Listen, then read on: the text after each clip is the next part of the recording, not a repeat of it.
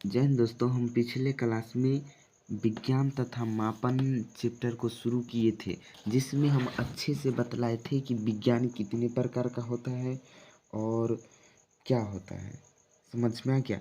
अब विज्ञान और मापन चैप्टर में नया टॉपिक चैप्टर अब शुरू होता है, भौतिक राशि यानी फिजिकल क्वांटिटी किसको कहते हैं। तो भौतिक के नियमों को जिन पदों में व्यक्त किया जाता है उन्हें भौतिक राशि कहते हैं। जैसे में मान लीजिए कि हमको लंबाई को नापना होगा तो उसको हम किस में नापेंगे, मीटर में नापेंगे।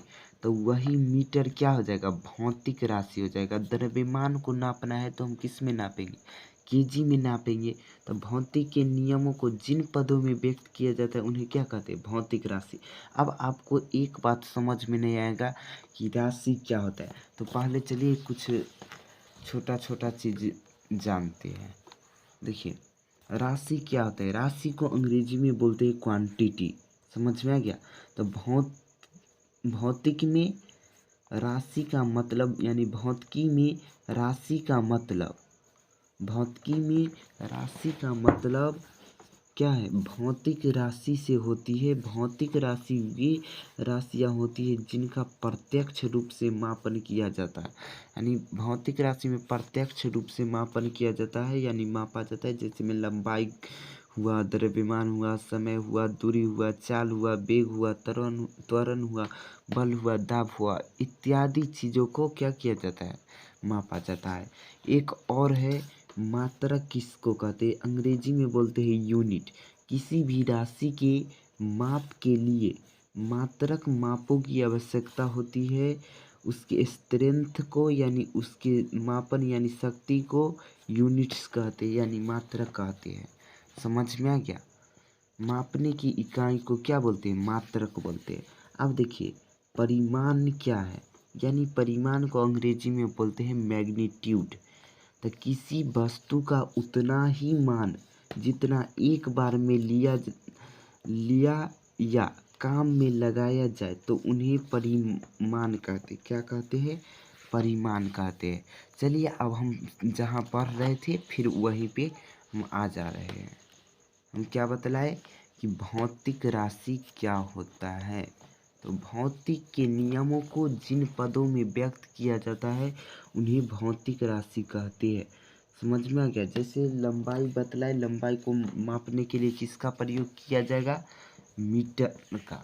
उसी प्रकार द्रव्यमान को मापने के लिए क्या किसका प्रयोग किया जाएगा, किसका, केजी का। उसी प्रकार समय को मापने के लिए सेकंड का उपयोग करेंगे। समझ में आ गया। अब देखिए भौतिक राशि मुख्यतः दो प्रकार के, भौतिक राशि कितने प्रकार के होते हैं, दो प्रकार की। एक होता है आधारी राशि, आधारी राशि को ही बोला जाता है मूल राशि।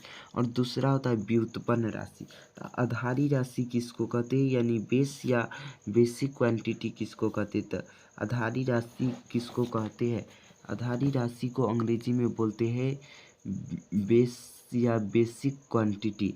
वैसा राशि जो स्वतंत्र यानी इंडिपेंडेंट होता है यानी दूसरी राशि पर निर्भर नहीं करता है उसे आधारी राशि कहा जाता है। जो राशि दूसरी राशि पर निर्भर नहीं करता है उसे बोला जाता है कथी, आधारी राशि बोला जाता है। जैसे समय क्या है, आधारी राशि। द्रव्यमान ये दूसरे चीज पर निर्भर नहीं करता है, दूसरे मात्रक पर निर्भर नहीं करता है, दूसरे राशि पर निर्भर नहीं करता है।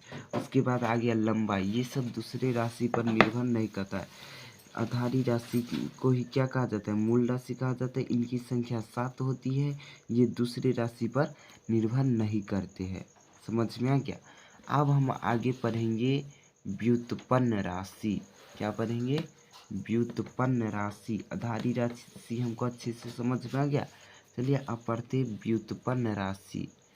देखिए व्युत्पन्न राशि को अंग्रेजी में डिराइव्ड क्वांटिटी कहती है। तो वे राशियाँ जो आधारी राशि के पदों में व्यक्त किया जाता है अर्थात आधारी राशि की सहायता से लिखा जाता है, व्युत्पन्न राशि कहलाता है। जैसे व्युत्पन्न राशि कहा जाता है जैसे में क्षेत्रफल, आयतन, बल, कार्य, ऊर्जा इत्यादि क्या है, व्युत्पन्न राशि है। इस सब को बोलने के लिए, क्षेत्रफल को बोलने के लिए किसका सहायता लेना पड़ेगा? आधारी राशि का सहायता लेना पड़ेगा। जबकि इसको बोलने के लिए बतलाइए, समय को बोलने के लिए कोई दूसरा मात्रक की आवश्यकता होती है? नहीं होता है। द्रव्यमान को बोलने के लिए किसी दूसरा चीज़ की आवश्यकता होता है? नहीं होता है। लेकिन क्षेत्रफल, आयतन, बल कहेंगे तो क्षेत्रफल बराबर क्या होता है? क्षेत्रफल बराबर होता है लंबाई गुने चौड़ाई गुने ऊंचाई। समझ में आ गया? इसमें तो लंबाई किसका लंबाई आधारी राशि है, तो इसकी सहायता से ही लिखा जाता है या बोला जाता है, तो ये क्या कहलाएगा? व्युत्पन्न राशि। समझ में आ गया? अब आगे देखिए,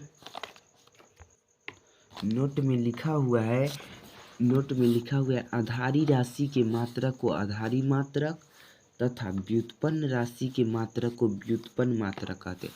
आधारी राशि के मात्रक को क्या कहते हैं? आधारी मात्रक, तथा व्युत्पन्न राशि के मात्रक को क्या बोलते हैं? व्युत्पन्न मात्रक कहते हैं। समझ में आ गया?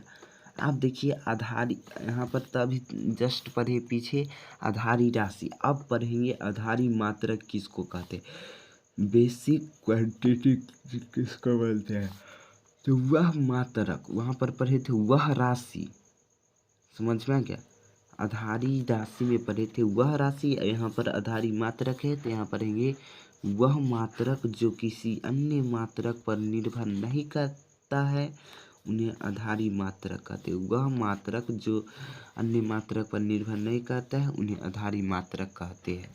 समझ में आ गया? आधारी राशि और उनके मात्रक, यानी आधारी राशि की संख्या 7 है। आते हैं तो अगले क्लास में हम पढ़ेंगे। आज के लिए बस इतना ही।